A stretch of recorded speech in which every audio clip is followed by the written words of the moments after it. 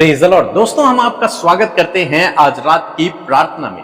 और आज मैं आपसे बात करना चाहता हूं कि प्रभु यीशु मसीह आपके कष्टों को दूर करेगा। जिन कष्टों से होकर आप इस समय गुजर रहे हैं, उन कष्टों को प्रभु आपके जीवन से दूर कर देगा। एक वचन हम लोग पढ़ेंगे, होशे की किताब उसका 2 अध्याय और 15 पद, जहां पर कुछ इस प्रकार से लिखा है, वहीं मैं उसको दाख की बारी दूंगा और आकोर की तराई को आशा का द्वार कर दूंगा, और वह वहां मुझसे बातें कहेगी जैसे अपने जवानी के दिनों में, अर्थात मिस्र देश से चले आने के समय कहती थी। आमीन।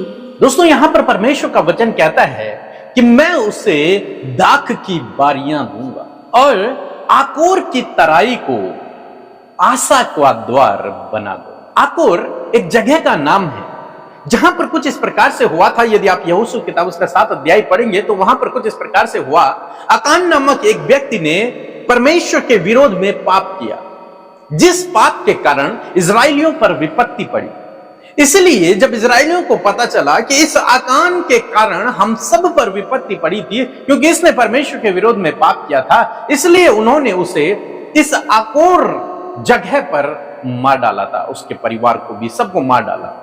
इसलिए वो जो आकोर जगह है वो कष्ट की जगह है। आज परमेश्वर का वचन कहता है कि मैं उस कष्ट की जगह को आशा का द्वार बना दूं, वहां से मैं आशा को उत्पन्न करूंगा। आकान के लिए जब उसने गुनाह किया तो उसके लिए कोई आशा नहीं, कोई उम्मीद नहीं। उसको मृत्यु दंड मिला और उसे मार दिया गया।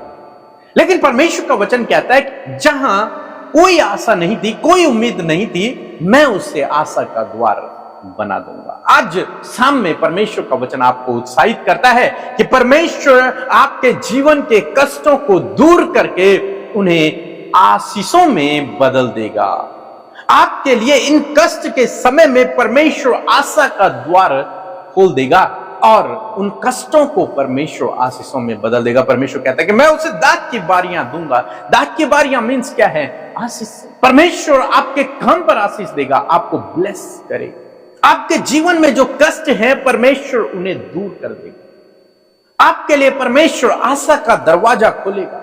यदि आपका भरोसा उस पर रहेगा तो परमेश्वर आपके लिए उन कष्टों को, उन दुखों को आनंद में बदल देगा, उन कष्टों को आशीषों में बदल देगा। आपके लिए प्रभु अद्भुत आश्चर्य कर्मों को करेगा यदि आपका भरोसा उस पर रहा और उससे आप प्रार्थना करते रहे। इसलिए दोस्तों, अपने जीवन में बिल्कुल भी आप निराश न हों, दुखी न हों, परेशान न हों, चिंतित न हों। यह सोचकर कि मेरे जीवन में कष्ट है, मैं आपसे कहूंगा कि आप प्रभु से प्रार्थना करें, वो आपके उस कष्ट को आनंद में बदल देगा। वो कष्ट के दिन समाप्त हो जाएंगे और आशीषों के दिन आपके जीवन में शुरू हो जाएंगे। इसलिए आप बिल्कुल भी निराश न हों, प्रार्थना में लगे रहें, विश्वास में बने रहें। प्रभु आपके जीवन में निश्चय काम करेंगे। सो प्रभु आपको इस वचन के द्वारा बहुत आशीष दे।